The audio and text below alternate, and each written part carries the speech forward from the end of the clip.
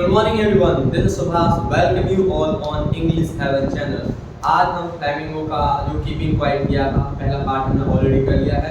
अब हम उसका सेकंड पार्ट करने जा रहे हैं। चलिए शुरुआत करते हैं। हमारा पोएम का सेकंड पार्ट वहाँ से शुरू होता है। पहली लाइन है इसकी, Those who prepare green wars, wars with gas, wars with fire, victory with no survivors, would put on clean clothes and walk about with their brothers in the shed doing nothing। इस stanza में क्या बताया गया, उन सारी चीज़ों को हम लाइन बाय लाइन समझेंगे। ये है हमारा दोस्त। यहाँ पर दोस्त किसके लिए बोला जा रहा है? जो हमारे पॉलिटिशियंस हैं, स्टेटमैन्स हैं, साइंटिस्ट हैं, जितने भी पॉलिटिशियंस हो गए, स्टेटमैन्स हो गए, साइंटिस्ट हो गए, इन लोगों के लिए बोला जा रहा है कि ये लोग होते हैं जो ग्रीन वार प्रिपेयर करते हैं। ग्रीन वार क्या होता है? जब इंसान डिफॉरेस्टेशन कर रहा है या नेचर को नुकसान पहुंचा रहा है तो उस दौरान बोला जाता है क्या? ग्रीन वार। तो human race is doing the deforestation and they are ending the nature. So that is why what we are saying that these people, politicians, statements, scientists are preparing green wars by deforestation and damaging the nature. And if the human beings are doing such, then they are against the nature. And when they are doing this all, then of course the nature will take the revenge over that, right? तो अगर वो ऐसा करेंगे तो humans का and होता हुआ चला जाएगा। ठीक है। नेक्स्ट है wars with gas. Wars with gas का मतलब पॉल्यूशन। आपने देखा होगा हमारे समाज में तरह तरह के पॉल्यूशन है। एयर पॉल्यूशन हो गया, सॉइल पॉल्यूशन, वाटर पॉल्यूशन, तरह तरह के हमारे पॉल्यूशन है। पॉल्यूशन जो भी है उनके लिए बोला गया क्या? Wars with gas. अब नेक्स्ट है हमारा वार्स विद फायर। यहाँ पर बोला जा रहा है जो हमारे डिस्ट्रक्टिव वार्स होते हैं, जैसे वर्ल्ड वार 1 हो गया, वर्ल्ड वार 2 हो गया या टेररिज्म, तो इन सभी के लिए बोला जा रहा है कि अगर ये लोग इसी तरह से करते रहेंगे तो कोई भी फायदा नहीं है। तो ये लोग क्या क्या कर रहे हैं? 3 तरह के वार यहाँ पर मेंशन किए गए हैं। आप याद रखना, ग्रीन वार्स। ग्रीन वार कौन से होते हैं? जब इंसान डिफॉरेस्टेशन कर रहा है, नेचर को नुकसान पहुंचाता है, और जब ये सब कर रहा है तो ये इंसान के ही अगेंस्ट में है। जो हमारी सोसाइटी है उसका अंत होना है। ठीक है। तो एक बात ये बताया है इन्होंने, वार्स विद गैस ये बताया। इसका मतलब पॉल्यूशन क्या बताया गया है? Wars with fire. यहाँ पर 2 तरह के वर्ल्ड वार बताए गए थे और तीसरा बताया गया टेररिज्म। मतलब इससे हमारा टेररिज्म भी फैलता है, मतलब हम टेररिज्म को भी प्रमोट करते हैं अगर हम वार विद फायर करते हैं। ठीक है। Victory with no survivors. अब यहाँ पर बोला जा रहा है अगर हम सभी लोग जो इंसानी दुनिया है, अगर किसी भी तरह से ये लोग इन सभी वार के माध्यम से जीत भी जाए तो इसका कोई फायदा नहीं है। क्योंकि आप इस चीज को ऐसे समझ सकते हैं, मान लीजिए 2 मकान है, एक मिट्टी का घर है इधर और एक अच्छा घर है, पक्का मकान है। तो एक पक्का मकान है, एक मिट्टी का घर है। मिट्टी का घर है जिसमें लोग रह रहे हैं, ठीक है। एक पक्का मकान है जिसमें कोई भी नहीं रह रहा है, nobody is living in that house, okay, and all other people are living in the another house, then which is the better one? You know well। तो ये जो मिट्टी का बना हुआ है ये ज़्यादा अच्छा है, ये ज़्यादा बेहतरीन है क्योंकि इसमें लोग रहते हैं, and that's why we have given the meaning to that house, right? So that house which is built by the bricks and all, that does not contain any kind of deep meaning in that, right? Why? Because people are not living in that house, that is why। तो यहाँ पर similar meaning है वैसा ही, क्योंकि अब वो वार करके जीत भी जाए तो उस जीत का कोई भी फायदा नहीं है, क्योंकि वो लड़ाई करे, they are fighting each other. अगर वो जीत भी जाए तो एंजॉय कौन करेगा उस विक्ट्री के लिए? कोई एंजॉय करने वाला होगा ही नहीं। ठीक है। विक्ट्री विद नो सर्वाइवर्स, ये मतलब है इसका। Would put on clean clothes. अब यहाँ पर बोला जा रहा है अगर हम ये सारी चीज़ें बंद करते हैं और एक बात के लिए इंट्रोस्पेक्ट करते हैं, सेल्फ एग्जामाइन करते हैं, तो हम अपने आप को समझ पाएंगे कि हम कौन कौन सी मिस्टेक्स करते हैं हर दिन, और हम अपने आप को टाइम दे पाएंगे हमारी जो एक्शंस हैं, और तब हम जो हमारी कॉन्सिक्वेंसेस हो रहे हैं उन पर थोड़ा अमल पाएंगे। ठीक है। तो यहाँ पर क्लीन क्लोथ्स का मतलब है new beginning of life with new perspective, मतलब एक प्रकार का चेंज है। उसके लिए यहाँ पर बोला जा रहा है जब मीन्स एक नया जीवन और नई सोच के साथ। यहाँ पर पर्सपेक्टिव का मतलब है सोच, एक नया जीवन नई सोच के साथ, ये मतलब है। ये किसका सिंबोलिज्म है? प्लेन क्लोथ का। यहाँ पर सिंबोलिज्म काफी यूज किए गए हैं।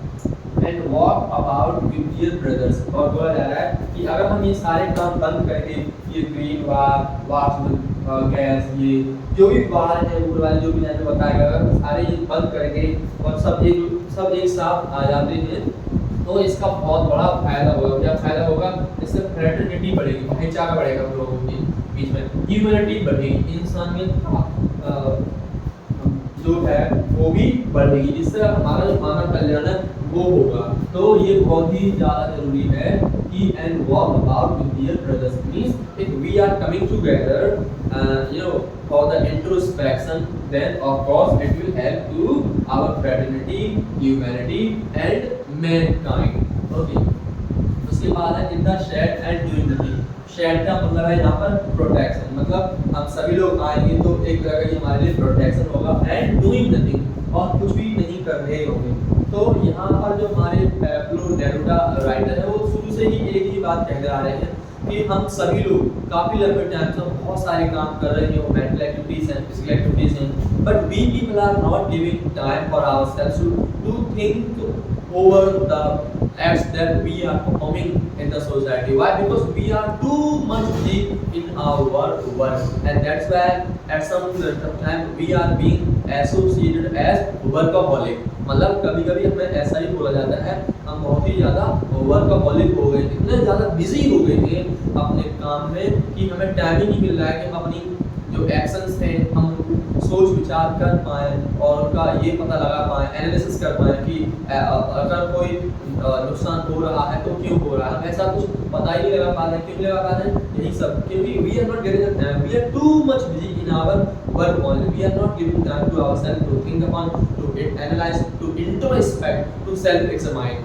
दैट्स व्हाई तो बोला जा रहा है इन सारे काम बंद कर दें, सब लोग एक साथ आए और इंट्रोस्पेक्शन करें। हालांकि साइलेंस होगा, जब यहाँ पर साइलेंस होगा तो हम कुछ समझ भी पाएंगे। ठीक है, What I want should not be confused। अब यहाँ पर बोला जा रहा है, राइटर बोलते हैं मैं क्या चाहता हूँ, मेरा ये मतलब नहीं है कि आप सब लोग कंफ्यूज हो जाएं, मतलब वो कुछ और कहना चाह रहे हैं और लोग कुछ और ना समझ जाएं, इसलिए उन्होंने क्या बोला यहाँ पर What I want should not be confused with the total inactivity।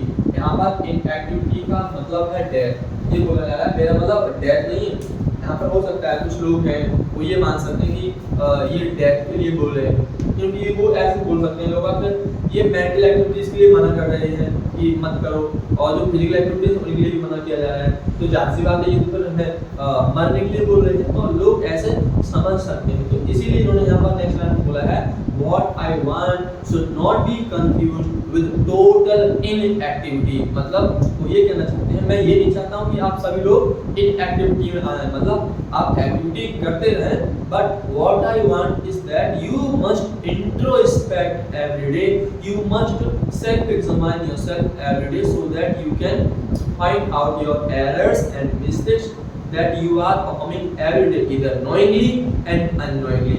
And all these actions are create a kind of problem for the people, for the upcoming generation. So that is why it has become very very essential and important for each and every individual to come together and introspect ourselves, right?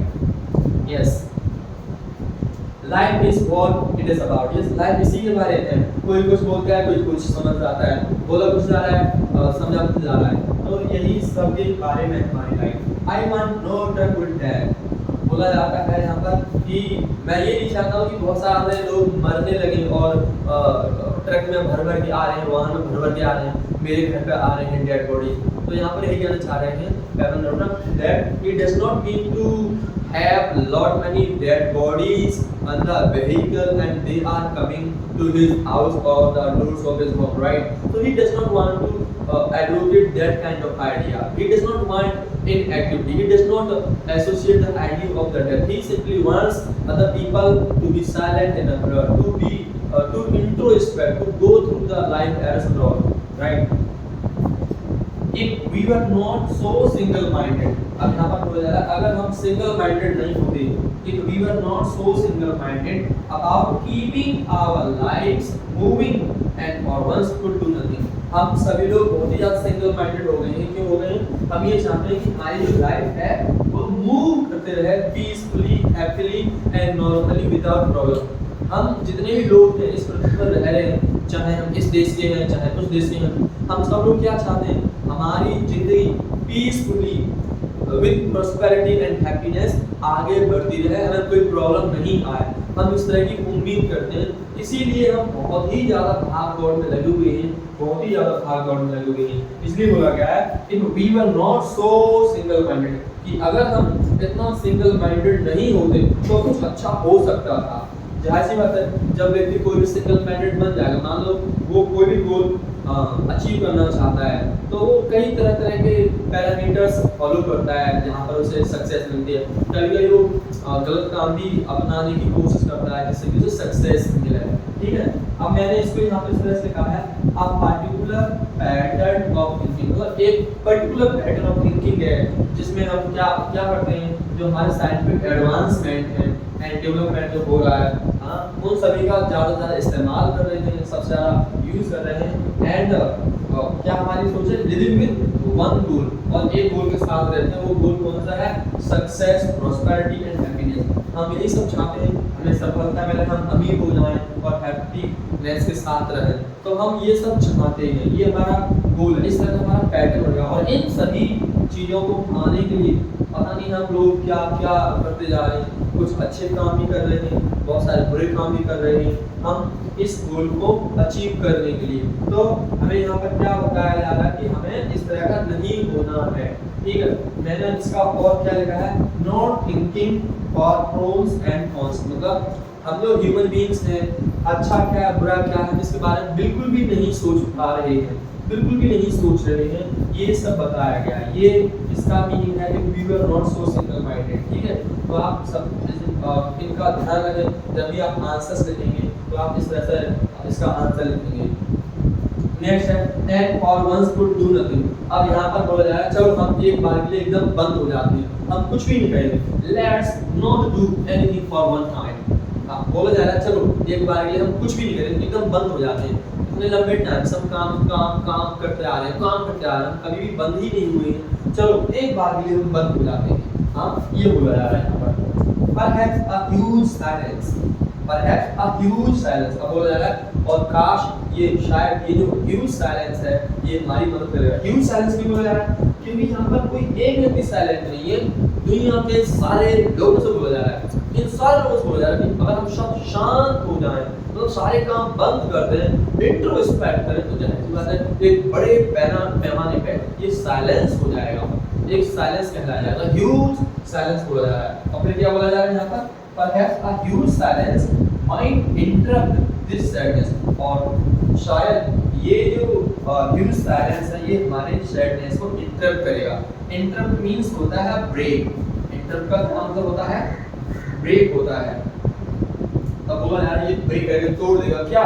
This sadness, sadness का failure है, किसी का failure, sadness of never understanding ourselves and of threatening ourselves with death, मतलब हम यही सब करते रहते हैं, हमें फीलिंग मिलता रहता है, हम कभी अपने आप को समझ ही नहीं पाते। We are not able to understand ourselves, we are not able to understand about our existence, we are not able to understand and comprehend deeply about our acts also.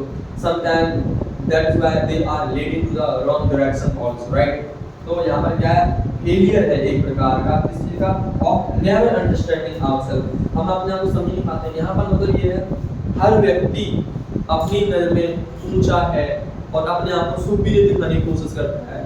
जो उसने कह दिया वो सही है, जो दूसरा कह रहा है वो गलत है, मतलब दूसरे की बात सुनने को तैयार भी नहीं है। तो इस तरह की चीजें होती हैं, हम अपने आप को कभी समझने की कोशिश ही नहीं करते हैं, दूसरे को हम छोटा मानते हैं, वीक मानते हैं और उसके साथ भेदभाव करने लगते हैं, बहुत तरह की दिक्कतें करने लगते हैं। तो ये बोला जा रहा है we people are not able to understand ourself, means this is a kind of failure.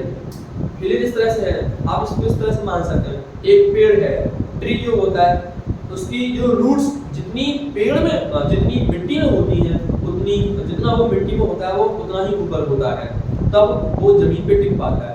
अगर मान लो ट्री की जो रूट्स हैं अगर वो 5 फीट जमीन में है तो वो 5 फीट ही ऊपर होगा, जितना ऊपर होगा उतना नीचे होगा। आप या इस तरह से जितना नीचे है वो उतना ऊपर होगा, तब वो टिक पाता है। तो ऐसे ही यहाँ पर है, इंसान यहाँ पर क्या करता है कि अपनी अच्छी बातें हैं उन्हें दिखाने की कोशिश करेगा दूसरों के लिए, जो उसके अंदर गलत चीजें हैं उन्हें हाइड करता रहेगा, छिपाएगा, उन्हें कभी दिखाएगा। तो यही एक तरह का फेलियर है।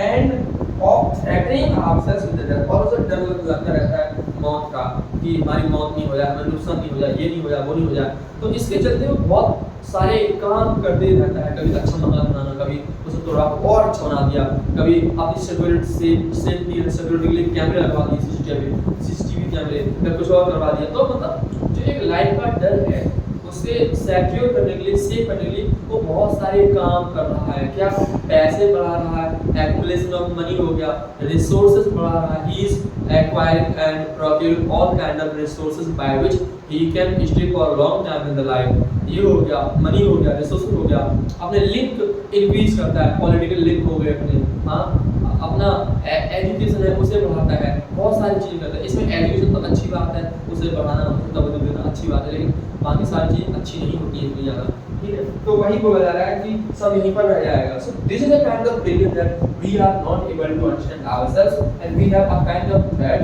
And we have the fear even for that, right. They have इसका मैंने मीनिंग यहाँ पर बताया है फेलियर किस तरह से, क्योंकि हमारी जो लाइफ है वो मोनोटोनस हो गई है, monotonous existence of everyday life. Yes, हम लाइफ में हर एक ही काम कर रहे हैं, सुबह उठते हैं, खा रहे हैं, पी रहे हैं, ड्यूटी जा रहे हैं और वहाँ जॉब कर रहे हैं, आ गए फिर अपना काम करें, तो मतलब सेम मोनोटोनस एक्जिस्टेंस हो गया हमारी लाइफ का। तो that seems a little bad actually. यहाँ पर और ये दो हमारी लाइन है, तो मैंने और डीपली यहाँ समझने की कोशिश की है। They have no time to introspect about their actions and consequences, मतलब जो हमारे इंसान है, जो ह्यूमन बीइंग्स है, these human beings do not have the time to introspect, मतलब उनके पास इतना टाइम नहीं है कि वो इंट्रोस्पेक्ट कर पाए, सेल्फ एग्जामिन कर पाए, ठीक है। टाइम नहीं है और अपनी एक्शंस के बारे में, जो वो एक्शंस लेते हैं, जो वो बोलते हैं या जो वो फिजिकल एक्टिविटीज करते हैं, उसका क्या प्रभाव है, क्या दुष्प्रभाव है, और इसीलिए जो उनके कॉन्सिक्वेंसेस हो रहे हैं, जो उनका नेगेटिव रिजल्ट आ रहा है, ठीक है, परिणाम जो आ रहा है, जो गलत परिणाम आ रहा है, उसके बारे में वो सोच ही नहीं पाते, ठीक है। तो ये भी एक प्रकार का प्रॉब्लम है। इसीलिए तो डेविड नेटवर्क शुरू से ही कह रहे हैं कि सब लोग सारे काम बंद कर दो और सब लोग एक साथ आ जाओ, हम सब लोग एक साथ चलेंगे। हाँ, उन्होंने स्वीटी बोल दिया था ये।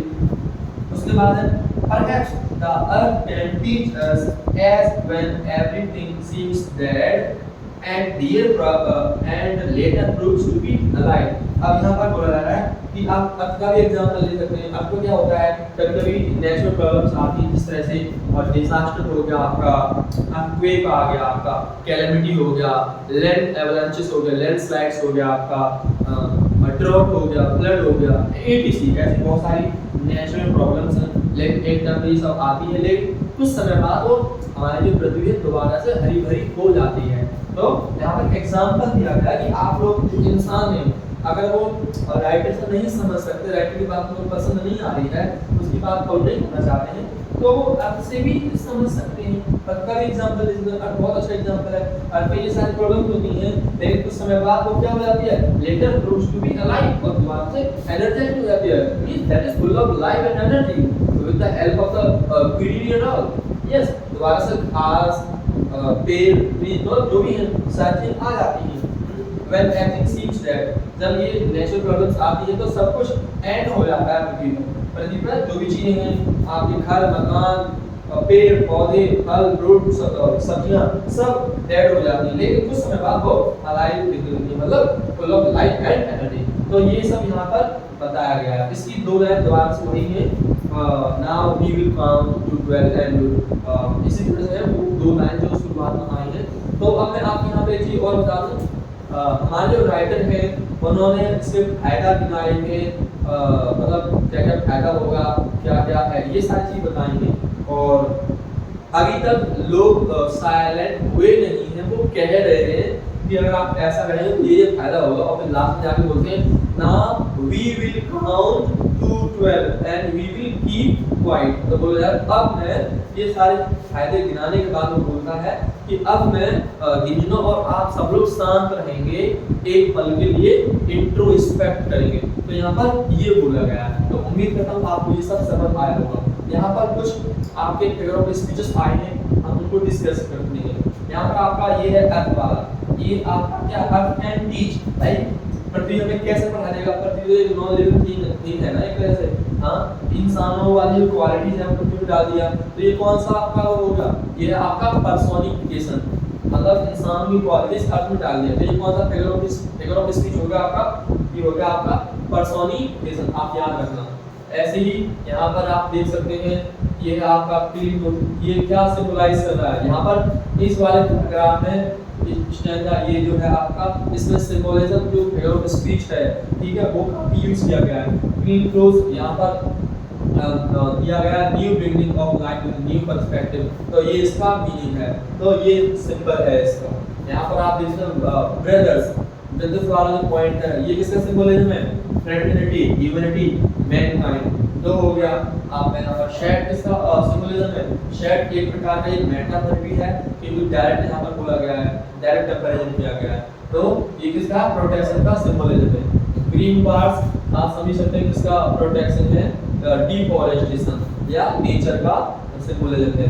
ग्रीन बार्स इसका सिंबलिज्म है और वार्स विद गैस इसका क्या है? ये सिंबलिज्म। तो इस तरह यहाँ पर सिंबलिज्म यूज किए गए हैं और यहाँ पर आपका पर्सनिफिकेशन यूज किया गया है और यहाँ पर आपका मेटाफर यूज किया गया है। इतनी ही सारी चीजें यूज की गई हैं और कुछ खास नहीं है। इसका एक एनालिसिस वाला पार्ट मैं बनाऊंगा जो कि मैं जल्दी ही उसे भी डालूंगा। तो इस तरह से हमारे चैप्टर खत्म हो गया। इस पूरे चैप्टर में हमारे जो राइटर हैं उन्होंने बस एक ही बात कहने की कोशिश की है कि दुनिया में सारे लोग सारे काम बंद कर दें, एक साथ आ जाएं, शांत हो जाएं और थोड़ा सोचना शुरू कर दें अपने बारे में कि हम पूरे दिन में, पूरे महीने में, पूरे वीक में कभी भी नहीं सोच रहे हैं हम कौन सी गलतियां कर रहे हैं, इंटेंशनली अनइंटेंशनली। हम उन सब चीज़ों पर विचार करें तो एक अच्छा बिगिनिंग होगा, हम कुछ अच्छा दे पाएंगे सोसाइटी में। तो ये सब बोला जा रहा है। Thank you guys for being wonderful audience. Give a big thumbs up for the content, share the video for your friends and subscribe the channel for the upcoming notifications. And you can put your thoughts in the comment section. And secondly, you can follow me on the Instagram channel. Link is given below. Have a nice day.